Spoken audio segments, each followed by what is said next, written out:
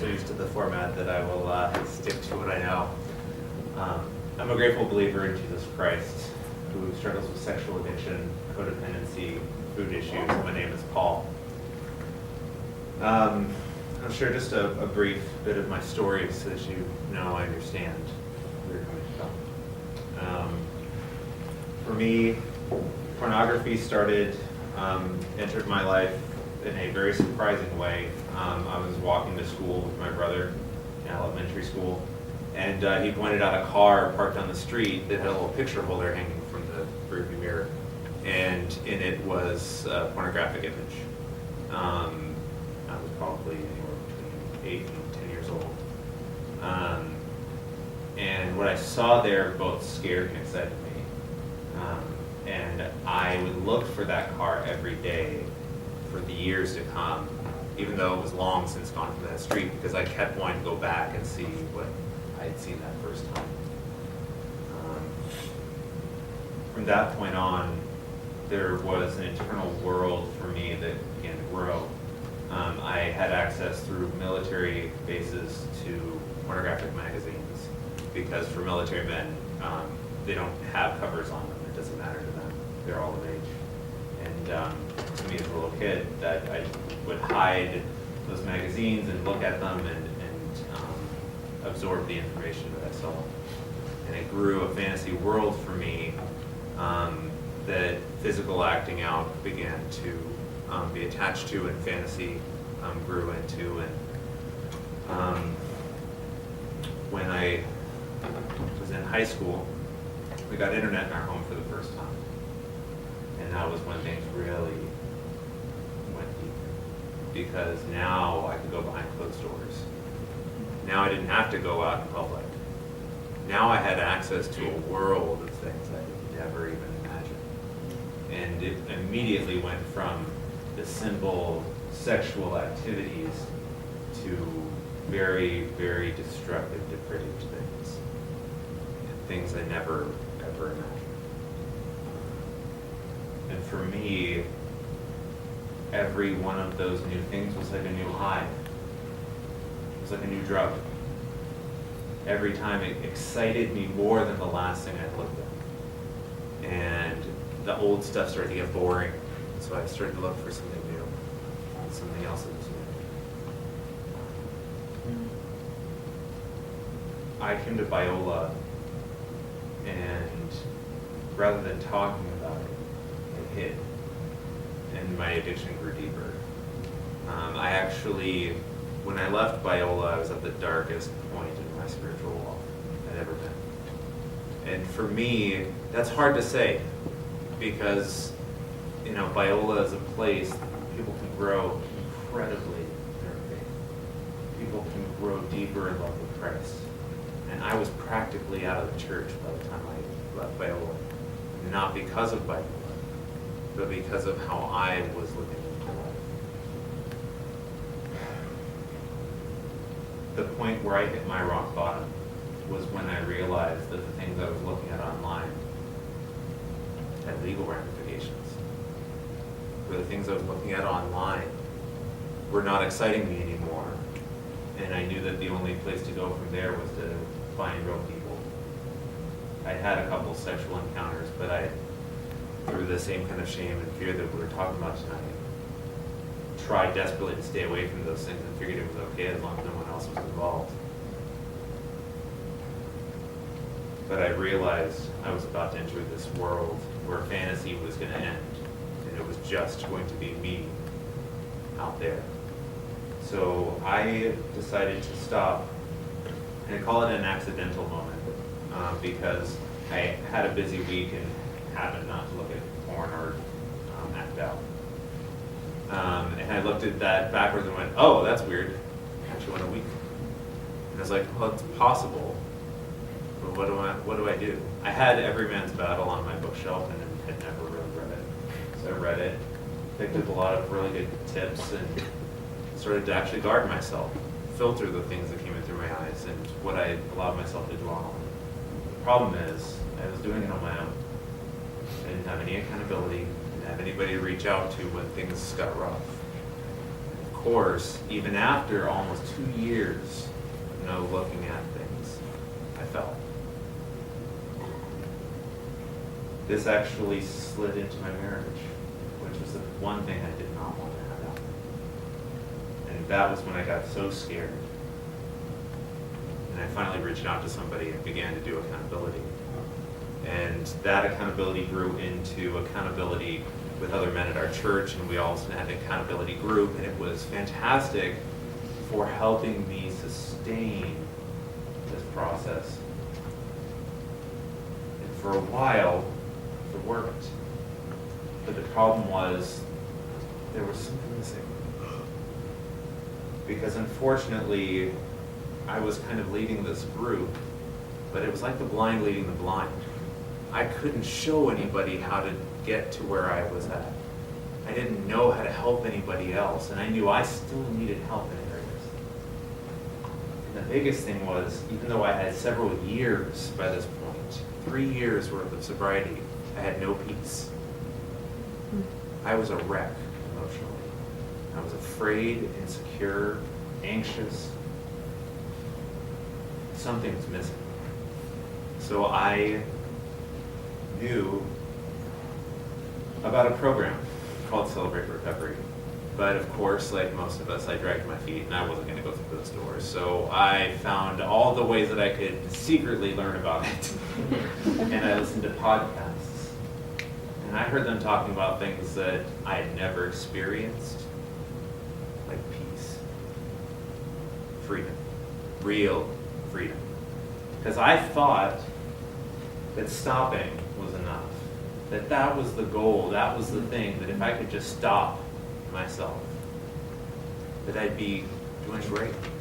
And yet, I felt like I couldn't measure up to anybody. I felt like I didn't fit in anywhere still. I needed more. The 4 core beliefs of addiction. Let me read these to you and see if these resonate with anyone.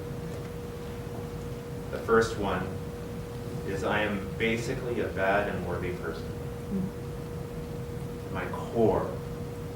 It's not that I've done bad things, it's that I am bad.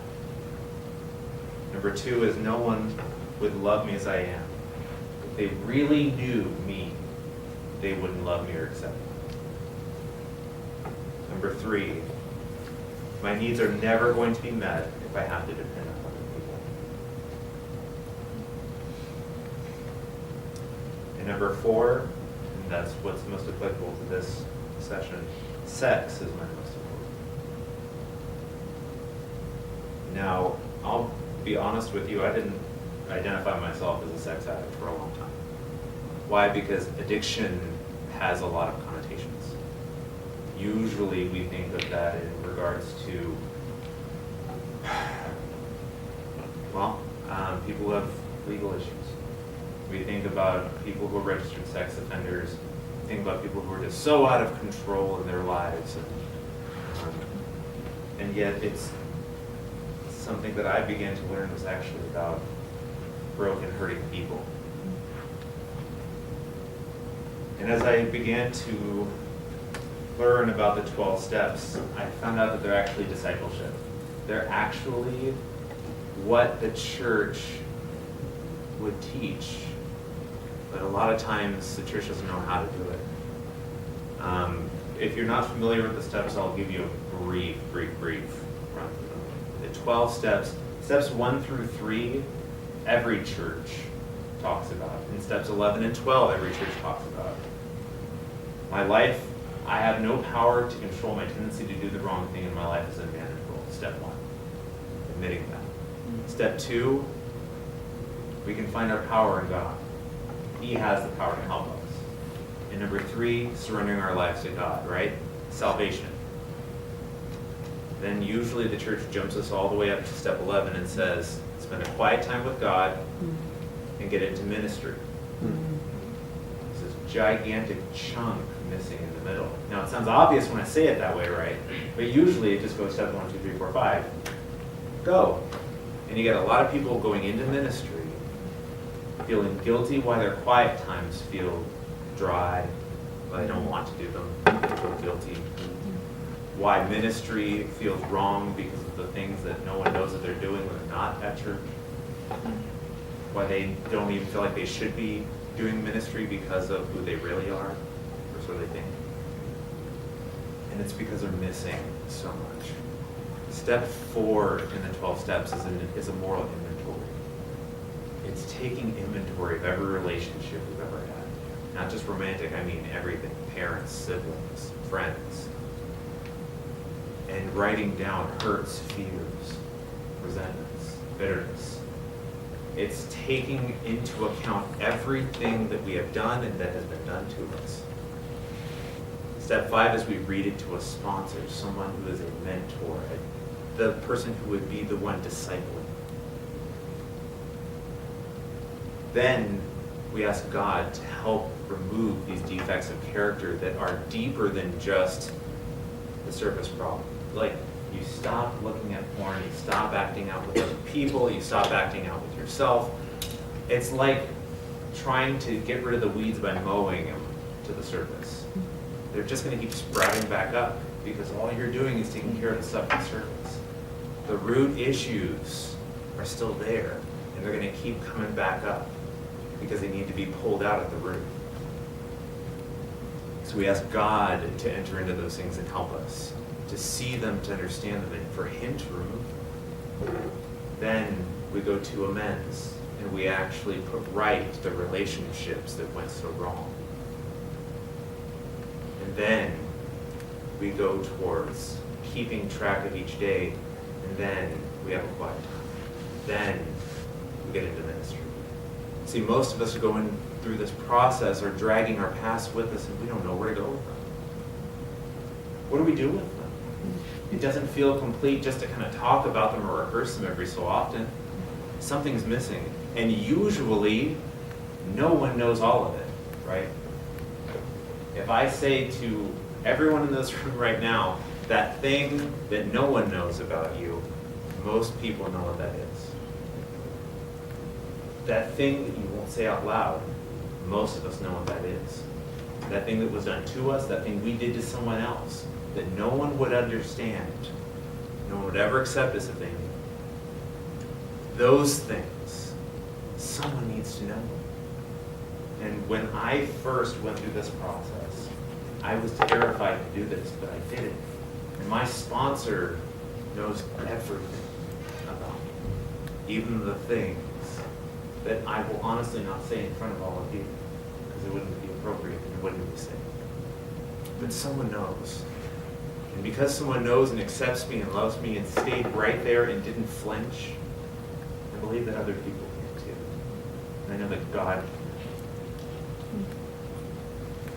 The 12 steps are discipleship, as the church actually would support.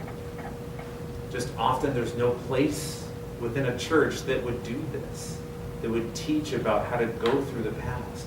We send people usually outside of the church to do counseling, and those things are good. But the church can be a safe place for this, and that's what Celebrate Recovery actually looks to do.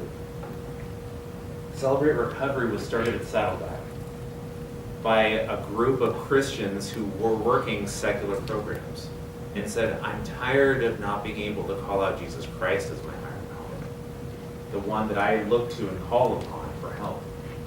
And so they said, this should be a part of the church. It only makes sense. AA started as a Christian organization and decided to make this part of it a little more vague so that more people would come in. So it started with a group of people who just wanted to work their recovery in the church, and then it just exploded. Why?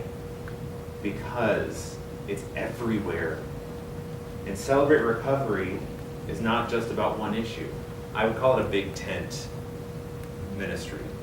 There are people in there dealing with sexual addiction, food issues, codependency, drug and alcohol addiction, anger, fear and anxiety, issues with relationships. There's all sorts of people in this ministry. It's men and women. That's what I love about this ministry. Because most ministries dealing with sexual issues are just men. And I love that this isn't everyone in the group together. Now, what does that look like, though, right? Because none of us want to go and cross this gender line. It feels really unsafe to talk about these things. And that's not what CR does. Celebrate Recovery has a meeting that's set up into a couple parts. First part is a large group with men and women all together. There's worship, there's a lesson, there's a testimony. And then after that, you split apart into gender-specific and issue-specific groups. And you just share. Now that might not sound like much, but there are guidelines for this sharing. There's no crosstalk, and if that's an unfamiliar term, that means nobody can comment on you and your share.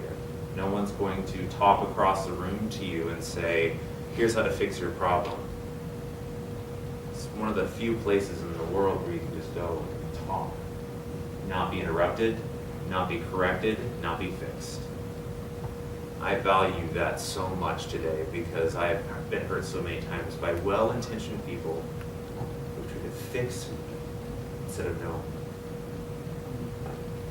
What I discovered in recovery was that my issues with porn, lust, fantasy, I was medicating all of the hurt I was carrying, all of the fear and all the insecurity, all the ways I didn't feel like I fit in, all the ways that other people had hurt me, and all the ways that I was ashamed to admit I'd hurt other people.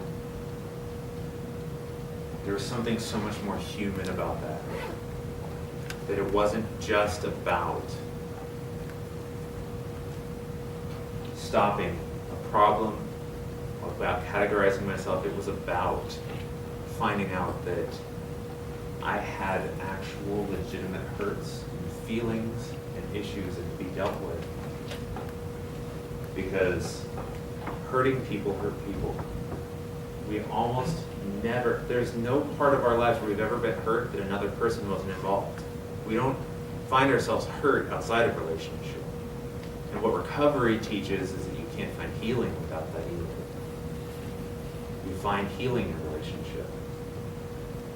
One of the things that I know that for myself, I feel like I just kind of cycled through a lot was I went to 1 John 1:9, and I would confess my sins to God over and over and over and over again, and then just felt hopeless that nothing was happening. And what I needed, and what I didn't realize, was that I needed James 5:16, that I needed to confess my sins to each other, to another person. I needed prayer so that I could be healed. Something deeper than only forgiveness, that there was healing that was needed in my life. It's an incomplete picture to just go into the closet and just pray to God. Yes, forgiveness is immediate, always offered, always free. But healing takes time, it takes relationship. So this is just a large overview of the 12 steps. Addiction is not what it would seem. More people struggle with it than they might realize. We don't have to talk about that, because Celebrate Recovery talks about it as hurts, habits, and hangups. That's what people come to recovery for. Everyone has them. Everyone's been hurt. Everyone has an issue that they struggle with getting over, and everybody has habits that they like to let go of. And this process can be a help. If you have questions, if you'd like to know any more about this, I'd love to talk with you. I can talk forever on this issue. I am willing to make myself available. We actually have a list of meetings if you would be interested in checking it out. There are meetings every day of the week at multiple churches in the area. We'd love to get you plugged in. I'll tell you which one my meeting is. We have an awesome group, but every meeting is awesome. And just want to let you guys know that you would always be welcome. There's no commitment to showing up and just finding out what it's about. And the great thing on especially a testimony night, which is every other week, you might hear somebody who struggles with something different than you, who has the same story as you. Because one of the things that I came to discover was somebody who struggles with alcohol has the same problems that I do. It's that root system underneath the surface. The stuff that grows up above looks a little different. The same root system is there. Insecurity, fear, hurt, resentment. as we begin to deal with those things together, we find community too. Thanks for letting me share.